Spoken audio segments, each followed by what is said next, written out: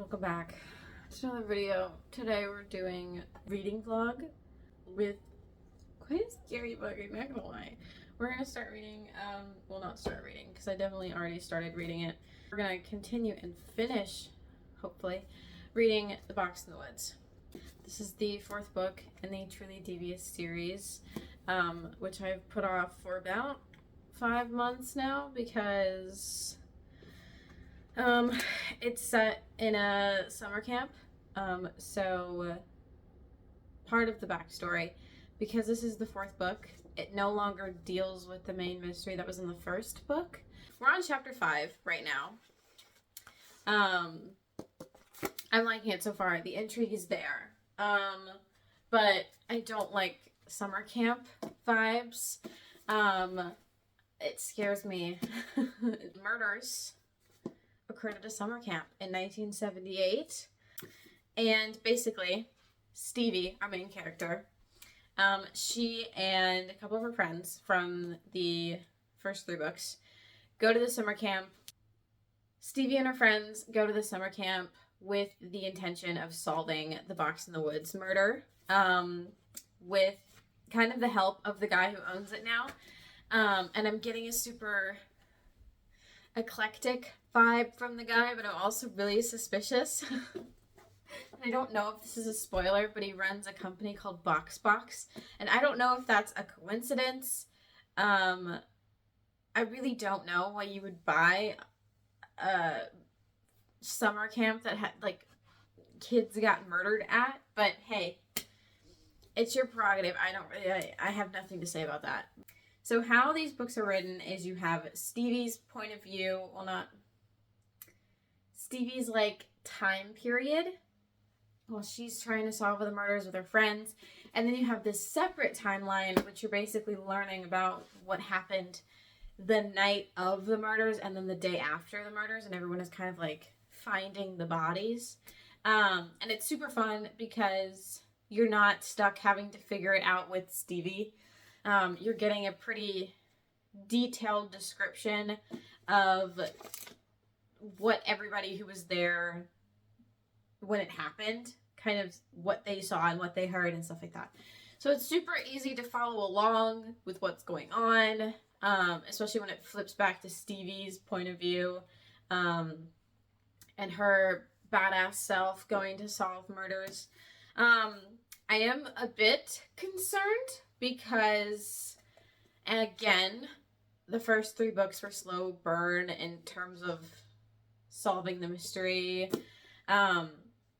So I'm hoping this is a bit more fast paced, but we're on chapter 5, and which is like page 83, and we haven't even made it to the summer camp yet, which I don't mind, actually. Yeah, we're gonna get some coffee and then we're gonna start this.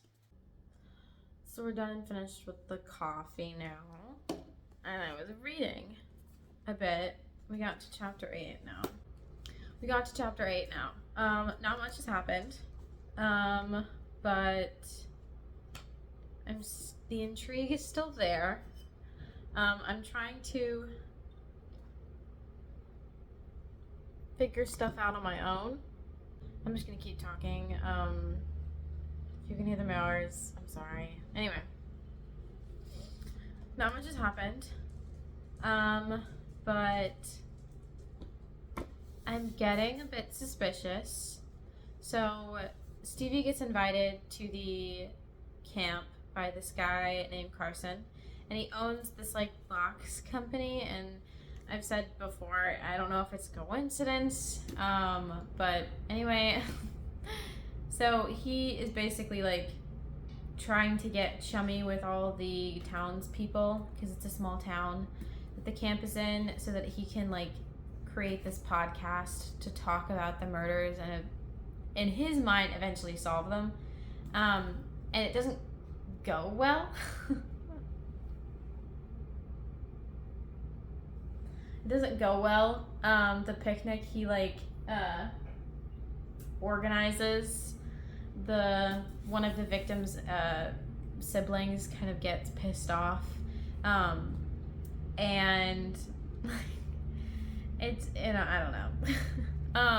We have had one POV back to 1978, where we meet again this girl named Brandy, who was bunk mates with one of the people who were killed. You know, she's not doing very well. She was one of the ones who found one of the bodies. There's an ending sentence of that chapter that I'm like, it makes me more confused. I'm scared what's gonna happen in this tiny amount of time. I don't know what's gonna happen, honestly. I have an idea of kind of how things might have happened, but I don't know why, and I don't know who. But I am starting to piece things together, but I don't think I'll guess who it is. I don't think we have enough information yet, but the intrigue is there. So, different day. Anyway, it's been a lot of stuff has happened. I don't know if it's really scary things, but yeah, I think I'm just as stumped as Stevie is. I have no idea. None. Actually, I have a few ideas of what could be different parts of the twist, but I'm very, very, very confused. I don't know how it all fits together. The timeline is weird to me. How everything happens is weird to me, and I don't know yet. I haven't figured it out yet. We are pretty far in the way of the book since the last time we've checked in. We're on page 222. There is like 383 pages, so a little over 100 pages left. I'm liking it. The intrigue is there. I'm excited, but I'm also like really scared because I have no idea what's gonna happen. We did have a tiny little twist that I may or may not have seen coming. There were some things that happened, and I was confused on why a character would have been kind of brought in to this situation, because it didn't fit. So I did sort of guess that little plot twist, but as for the whodunit, I have no clue. None. There's like 9 different suspects who all could have had something to do with this. I'm trying to read between the lines, trying to figure out something through dialogue, and I keep crossing off people as suspects that make the most sense. But yeah, I'm gonna keep reading, but there's a lot going on up here. There's a lot, and I don't know what fits with where things go. It's like trying to do a puzzle where all the pieces are the same color, but there's a specific order they need to go in, and I don't know. But it's super entertaining, even though I'm like frustrated. It's so entertaining. We got a list. We're gonna check some off. We're gonna put question marks by some. There's a lot of question marks. A lot of red thread that's just not connected to anything.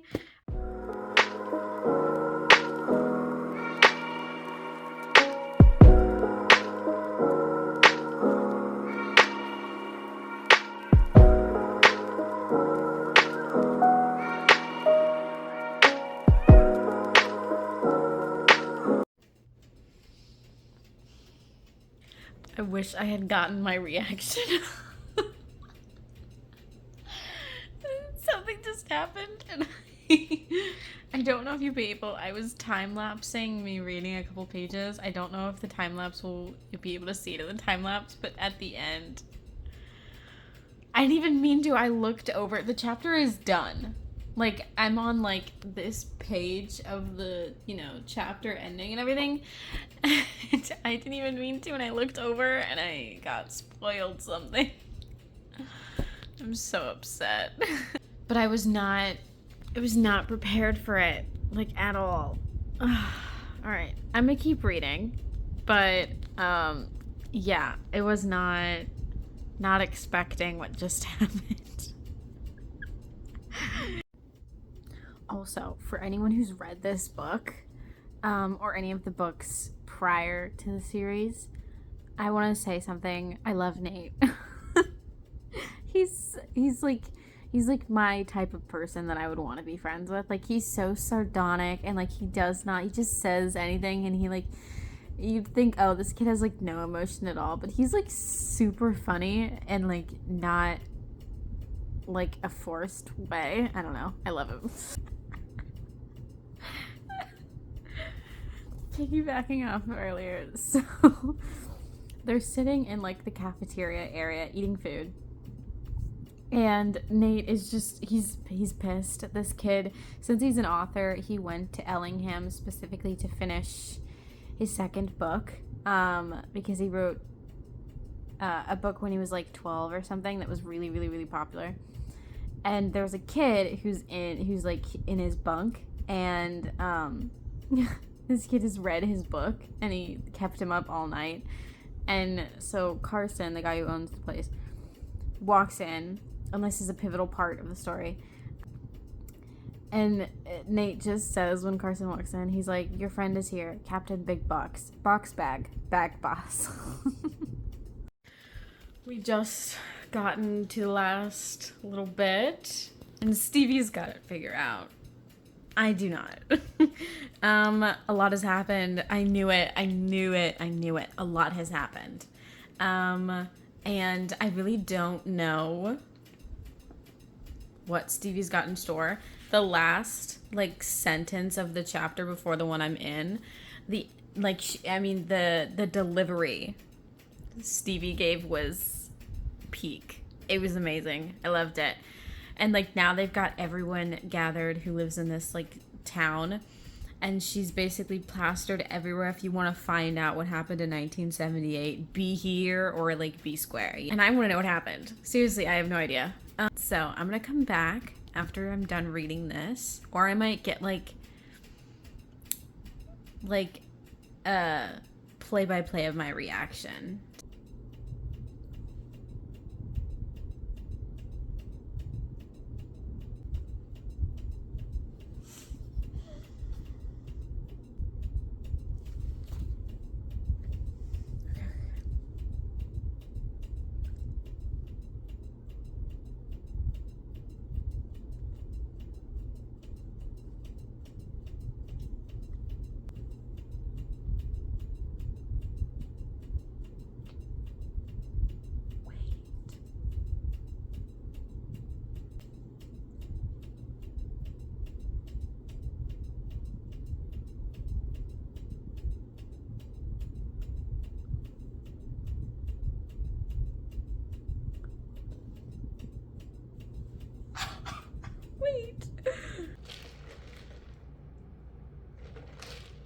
It's the next day.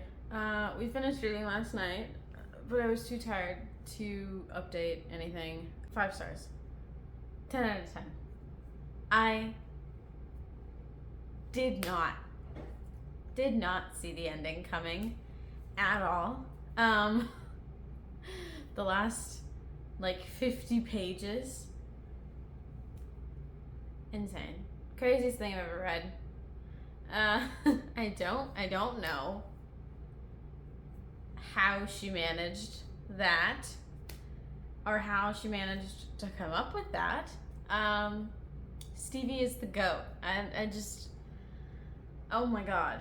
I love Stevie. I love Janelle. I love Nate. I think we didn't get to see much of Janelle, but Stevie and Nate's friendship, I couldn't have asked for anything better. He is hilarious. He's incredibly sarcastic. I think he's my favorite character. Apart from, like, Stevie, because she's the main character, Nate is my favorite supporting character. I wish we had more of him in the first 3 books. I adore Nate. Favorite character. Favorite side character. Favorite sidekick. The entire book series. So far. I'm not gonna say anything because again I don't want to spoil it, but if you're gonna read it, I implore you to pay attention to everyone, past and present. Just pay attention to what they do, how they say things. Past Claire, who was like, oh, I have a sort of, no, she did not. She had none. She was not prepared. Was not prepared for what happened. Loved it. That's all I'm gonna say because I don't want to spoil it. But I'm now in my teenage sleuth mystery books now. I want more. But that is the end of today's video. I hope you guys had fun. I sure as hell did. And I'll see you guys next one.